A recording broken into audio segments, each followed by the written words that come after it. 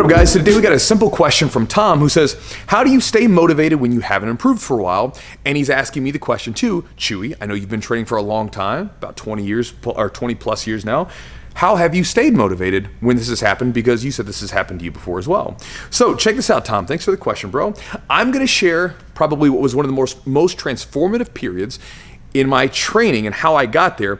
But I'm going to share a cool analogy with you and share some stuff with you first.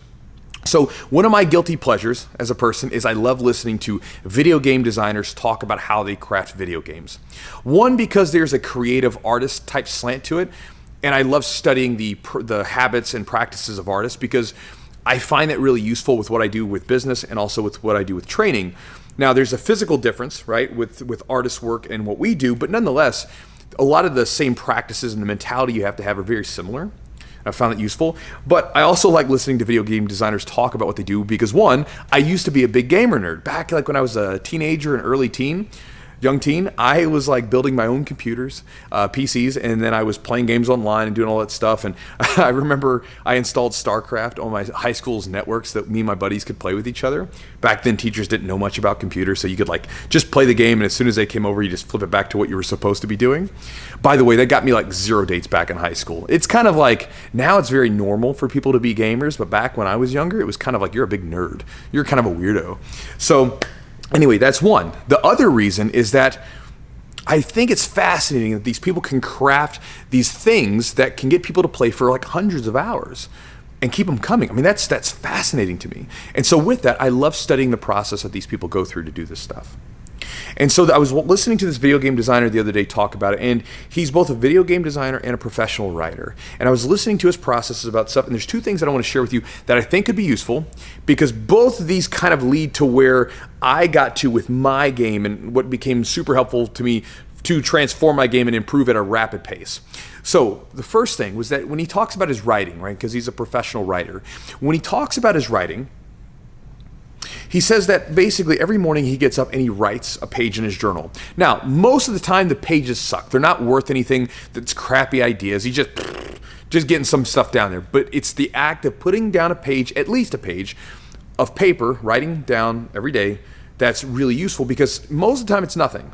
But a lot of times, every now and then, there's a really good idea and one of these little gems that he can then polish and develop, and then they get used later on in his work that he does with video games or his writing. Now, he said one of the most important parts about this process is that this writing that he does on a daily basis, this is private work. This is work that's never going to see the light of day. Nobody's going to see it. It's for him. It's not for anybody else. And when he writes it as if nobody's ever going to see this, because they're not. And that's important. Because if you begin to look at, he was saying this, if you begin to try to start writing and you're worried about critics and you're worried about people that are going to see it, whatever, it ends up sort of it leaves you hamstrung to really let the ideas flow. And so you just have to let it go. Now, with his public work, his games and his writing that then gets published, that stuff you're much more critical of. But for the regular work, that's his private work. So understand this, number one. With your training is private. That's you. It's not for anybody else. And again, we're training with our training partners, but we have to be able to make mistakes. We got to be able to flow and try stuff out. And a lot of times, this process is not going to be favorable to us. It's not going to lead to anything special. Just like his writing, a lot of times your training sessions, especially early on, are going to suck. You're going to get smashed. It's the way it is. Now, you didn't list your skill level, but again, doesn't matter. Even me as a black belt, I have days where I don't do so well. I have days where I'm trying new stuff out and everybody shuts down my game. Just the way it is, but I'm not worried about it because I know I'm just putting in my time. Because just like he continues to write, because he knows that eventually if he keeps doing this, a gem's going to come from this, a useful idea is going to come from this. I know that if I keep training and putting in my time, eventually something useful is going to come from this and I'm going to improve. It's the way it happens. There's no way around it. Now, the second idea that I've heard him talk about in this interview that was really useful was the fact that he was talking about video games and changing the conditions for victory. Basically, if you have a video game and it's a good game, but maybe there's something about it that isn't too pleasant with a particular challenge in the game. Well, instead of changing the whole game around, one of the things that you can do is you can change the conditions for victory. You can change the conditions for success. And I think, if I'm correct, he took this idea from like a military general or something. But with training, and he was talking about this from a creative standpoint, your conditions for success cannot be the outcome of that one session, that one creative session where you're trying to create something. You just can't, because a lot of times you're not going to go so well. So your conditions for success then go to, did you show up and do what you're supposed to do? And if you did, that's a success. And going to with your training, it's the same damn way, bro. When you show up to train, if you showed up, you trained, you did your best, that's success. That's a successful day. It's a good day. Sure, maybe you got smashed by everyone in the gym that day, whatever, who cares? Sometimes your setbacks become setups for later, right? Or sometimes it's just a bad day. So what? We all have them. Your training is going to fluctuate like a stock market ticker, right? It's just going to go all over the place.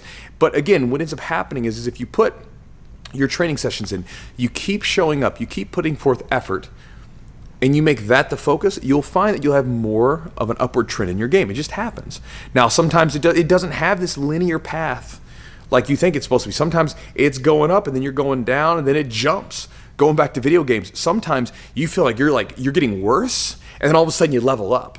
And people have had this experience. I've had this experience. Sometimes you feel like you're going to go in and get smashed on a day, and then all of a sudden you have your best day ever. It doesn't make any sense, but it's just the way that it happens, just the way that it works. You have these light bulb moments in the wildest times.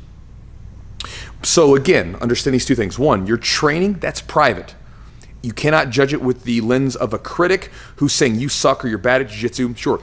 Look from it as learning experiences. Try to figure out if you're getting beat, how they're beating you, what grips they're using, and be very pragmatic about it. But don't worry about you sucking. That's silliness, right? And then also with your training sessions, you can't be too worried about, oh, am I improving today or not, right? You can't. Because again, your conditions for success simply have to be, did you show up? Because if you did, that's good enough. And the thing about it is too, bro, is if you train like this, and here's where it gets to me, if you train with this focus of, I've got to improve every single time you train, what's going to end up happening is you're going to be hamstrung for improving. You're going to get stuck because of your mindset. I know this because for a long time, I was sort of stuck in this situation where I wanted to do well. I wanted to improve. And because I wanted to improve and beat everybody, I wasn't able to pull the trigger on a lot of techniques. I wasn't able to try things out and play and flow and let things happen because I was too worried about how the outcome was going to be. And one of the most transformative things in my game was when I let go of the desire to win and I basically changed the conditions for what I considered a successful day, which was I showed up. I did what I was supposed to do, and I tried stuff, and I went for stuff. I went for attacks, and I just let it out. And whether or not it went my way, doesn't matter. I'm just trying to do stuff. I'm just trying to improve my game. That's all I can do. And when I did that was when I saw the sharpest uptick in my game, or at least that's what I felt like, as far as my progression goes. And so for you, bro, that was one of the most transformative periods of my game, and it was because of the two ideas that I just shared with you in this video. So again, hopefully that's useful to you. I know I kind of bounced around a little bit here today, but hopefully you guys enjoyed the video, and hopefully it's useful to you, Tom. And guys, I'll talk to you next time.